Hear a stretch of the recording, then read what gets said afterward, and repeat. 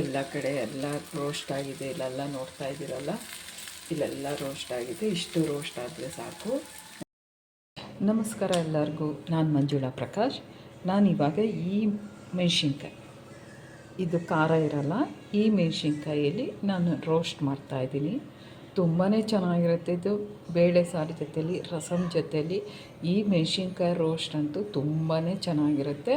ಪೂರ್ತಿ ವಿಡಿಯೋ ನೋಡಿಬಿಟ್ಟು ಕಮೆಂಟ್ ಮಾಡಿ ಮತ್ತು ಲೈಕ್ ಮಾಡಿ. ನನ್ನ ಹೊಸಬ್ರು ಆಗಿದ್ದರೆ ಬೆಲ್ ಐಕನ್ ಒತ್ತಿ ಸಬ್ಸ್ಕ್ರೈಬ್ ಆಗೋದು ಮಾತ್ರ ಮರಿಬೇಡ್ರಿ. ಈಗ ಹೆಂಗೆ ಮಾಡೋದಂತ ನೋಡೋಣ. ಇದನ್ನು ತೊಟ್ಟನ್ನ ಸ್ವಲ್ಪ ಕಟ್ ಮಾಡಿಕೊಂಡು ಒಂದು ಸೈಡ್ ಮಾತ್ರ ನಾವು ಈ ಥರ ಸಣ್ಣಕ್ಕೆ, ಇದು ಬೇಕು ಅಂದರೆ ಮೆಣಸಿನ್ಕಾಯಿ ತೆಗಿಬೋದು, ಈ ಬೀಜಗಳು ಇಲ್ಲ ಅಂದರೆ ಹಾಗೆ ಇಟ್ಕೋಬೋದು. ಜಾಸ್ತಿ ಇದ್ದರೆ ಬೇಡ, ತೆಗೆದುಬಿಟ್ರೆ ಒಳ್ಳೆಯದು. ಯಾಕಂದರೆ ನಾವು ಇದರಲ್ಲಿ ಮಸಾಲೆ ತುಂಬಬೇಕು, ಅದಕ್ಕೋಸ್ಕರನೇ ಈ ಥರ ಮಾಡ್ಕೋಬೇಕು. ಮಾಡಿ ಎಲ್ಲ ಸೈಡಲ್ಲಿ ಇಟ್ಕೋಬೇಕು.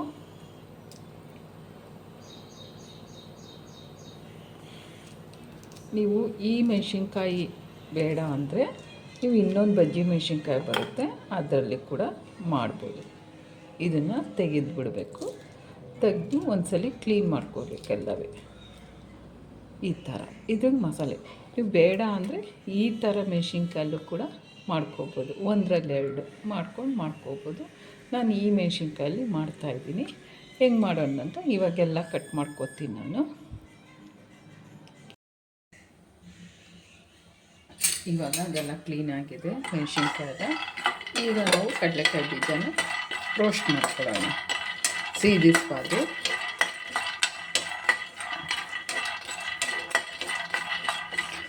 ಈ ಮಳೆಗಾಲದಲ್ಲಂತೂ ಅದು ತುಂಬಾ ಚೆನ್ನಾಗಿರುತ್ತೆ. ರಸಮ್ಮು, ಬೇಳೆ ಸಾರು, ತಿಳಿ ಸಾರು ಜೊತೆಲೆಲ್ಲ ತಿನ್ನೋಕ್ಕೆ ತುಂಬಾ ಚೆನ್ನಾಗಿರುತ್ತೆ. ಇದನ್ನು ರೋಸ್ಟ್ ಆಗಿದೆ ಸ್ವಲ್ಪ.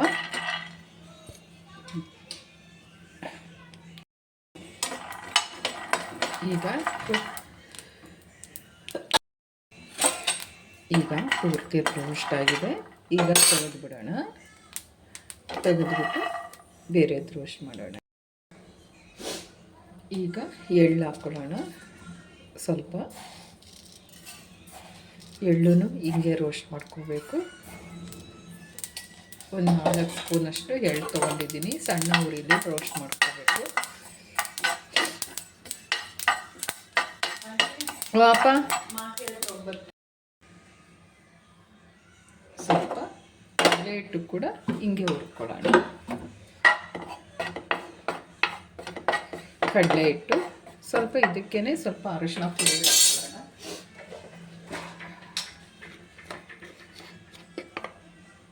ಸ್ವಲ್ಪ ಅರಿಶಿನ ಪುಡಿ ಹಾಕ್ಕೋತಾ ಇದ್ದೀನಿ. ಸಣ್ಣ ಉರಿಲಿ ಇದನ್ನು ಹುರ್ಕೊಳ್ಳೋಣ.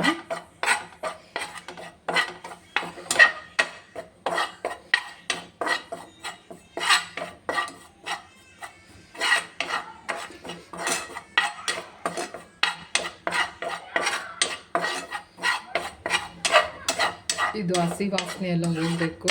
ಕಡಲೆ ಹಿಟ್ಟು ಅಷ್ಟೊಂದು ಹುರ್ಕೋಬೇಕು. ನಾವು ಬೇಸನ್ ಲಾಡು ಮಾಡ್ತೀವಲ್ಲ ಆ ಥರ ಬ್ರೌನಿಗೆ ಬರಬೇಕು. ಈಗ ಘಮ ಬರ್ತಾ ಇದೆ. ಈ ಕಲರು ಕೂಡ ಚೇಂಜ್ ಆಗಿದೆ. ಇವಾಗ ಆಫ್ ಮಾಡೋಣ. ಗ್ಯಾಸ್ ಆಫ್ ಮಾಡಿದ್ದೀನಿ. ಇವಾಗ ಕಡಲೆಕಾಯಿ ಬೀಜ ಎಲ್ಲ ಚಿಪ್ಪೆ ಎಲ್ಲ ಸುಲ್ಕೊಳ್ಳೋಣ. ಇದಕ್ಕೆ ನಾವು ಶೇಂಗಾ ಬೀಜನ ಹುರ್ಕೊಂಡಿದ್ವಲ್ಲ ಅದನ್ನು ಹಾಕೋಣ. ಹುರಿದು ಪೌಡರ್ ಮಾಡಿ ಇಟ್ಕೊಂಡಿರೋದು ಮತ್ತು ಬಿಳಿ ಎಳ್ಳು ಹಾಕ್ಕೊಳ್ಳೋಣ. ಇದರಲ್ಲಿ ಪೇಸ್ಟ್ ಮಾಡ್ಕೊಂಡು ಬರೋಣ.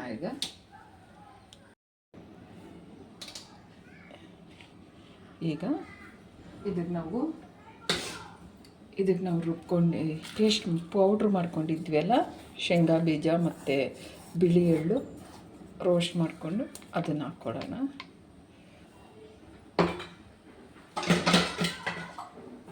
ಆಮೇಲೆ ಹುರಿದಿಟ್ಕೊಂಡಿದ್ದು ಕಡಲೆ ಹಿಟ್ಟು ಮತ್ತು ಅರಿಶಿನ ಪೌಡ್ರು ಅದನ್ನು ಹಾಕ್ಕೊಳ್ಳೋಣ. ಚೆನ್ನಾಗಿ ಮಿಕ್ಸ್ ಮಾಡಿಕೊಂಡು ಒಂಚೂರು ಇದಕ್ಕೆ ಉಪ್ಪು ಹಾಕ್ಕೊಳ್ಳೋಣ. ಆಮೇಲೆ ಎಣ್ಣೆ ಹಾಕ್ಕೊಳ್ಳೋಣ.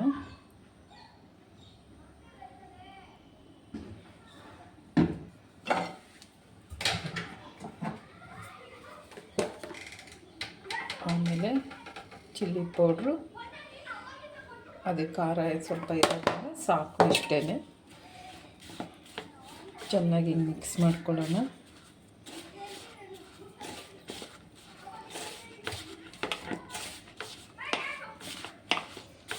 ಇನ್ನೂ ಸ್ವಲ್ಪ ಎಣ್ಣೆ ಹಾಕಬೇಕು.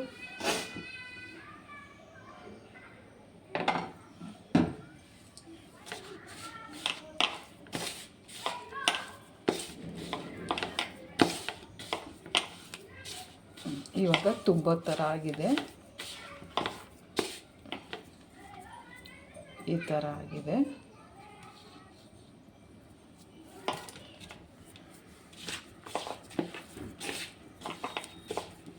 ಇವಾಗ ಒಂದು ಪ್ಯಾನ್ಗೆ ಎಣ್ಣೆ ಹಾಕ್ಕೊಂಡು ತುಂಬೋಣ.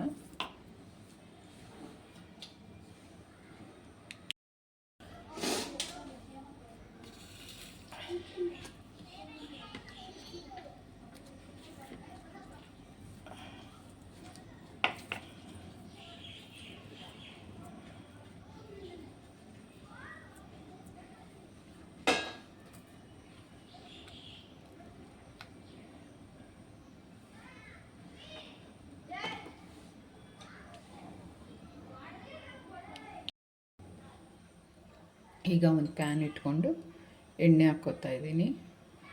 ಎಣ್ಣೆ ಸ್ವಲ್ಪ ಜಾಸ್ತಿನೇ ಇರಲಿ.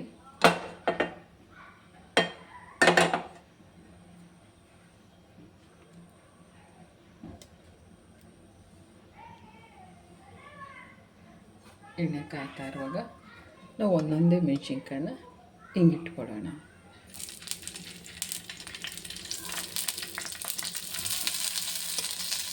ಇದು ನೋಡೋಕ್ಕೆ ಚೆನ್ನಾಗಿದೆ, ತಿನ್ನೋಕ್ಕೆ ಹೆಂಗಿರಬೇಕು ನೀವೇ ಗೆಸ್ ಮಾಡಿ. ಮಳೇಲಿ ಈ ರಸಮ್ ಅನ್ನಕ್ಕೆ ಬೇಳೆ ಸಾರು, ತಿಳಿ ಸಾರು, ಈ ಬಾಂಬೆ ಕಡೆ ವರನ್ ಅಂತಾರೆ, ಆ ಸಾರಿಗೆ ತುಂಬಾ ಚೆನ್ನಾಗಿರುತ್ತೆ. ಇದು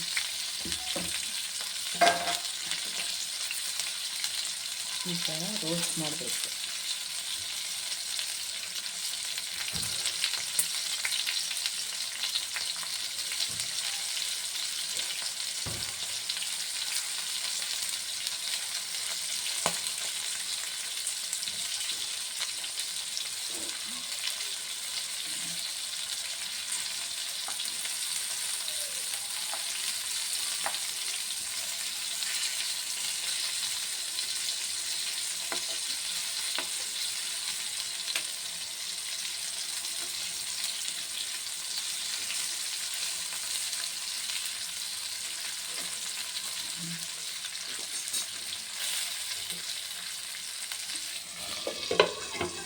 ಸಣ್ಣ ಉರಿಲಿ ಒಂದು 2 ನಿಮಿಷ ಬೇಯಿದೆ. ಹೇಗಿದೆ ಮೆಣಸಿನ್ಕಾಯಿ ರೋಸ್ಟು? ನಿಮಗೂ ತಿನ್ನಬೇಕು ಅನಿಸ್ತಾ ಇದೆಯಾ? ಹಂಗಾದ್ರೆ ಇದನ್ನು ಮಾಡಿ ನೋಡಿ ಕಮೆಂಟ್ ಮಾಡಿ. ಆದರೆ ಒಂದು ಬೆಲ್ ಐಕನ್ನು ಮತ್ತೆ ಸಬ್ಸ್ಕ್ರೈಬ್ ಆಗೋದು ಮಾತ್ರ ಮಿಸ್ ಮಾಡಬೇಡಿ.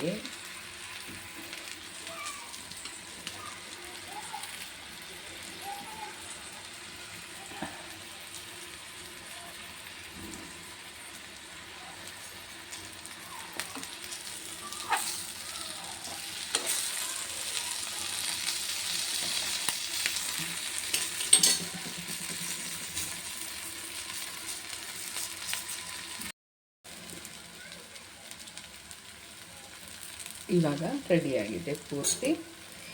ಎಲ್ಲ ಕಡೆ ಎಲ್ಲ ರೋಸ್ಟ್ ಆಗಿದೆ. ಇಲ್ಲೆಲ್ಲ ನೋಡ್ತಾ ಇದ್ದೀರಲ್ಲ, ಇಲ್ಲೆಲ್ಲ ರೋಸ್ಟ್ ಆಗಿದೆ. ಇಷ್ಟು ರೋಸ್ಟ್ ಆದರೆ ಸಾಕು, ಆಮೇಲೆ ಸೀದೋದಂಗೆ ಆಗಿಬಿಡುತ್ತೆ. ಇದನ್ನು ಹಂಗೆ ಚಪಾತಿಲಿ ಹಾಕ್ಕೊಂಡು ಕಡ್ಕೊಂಡು ತಿನ್ನೋದು ತುಂಬಾ ಚೆನ್ನಾಗಿರುತ್ತೆ. ನೀವು ಮಾಡಿ ನನಗೆ ಹೇಗಿದೆ ಅಂತ ಕಮೆಂಟಲ್ಲಿ ಹೇಳೋದು ಮಾತ್ರ ಮಿಸ್ ಮಾಡಬೇಡಿ. ಓಕೆನಾ? Thank you.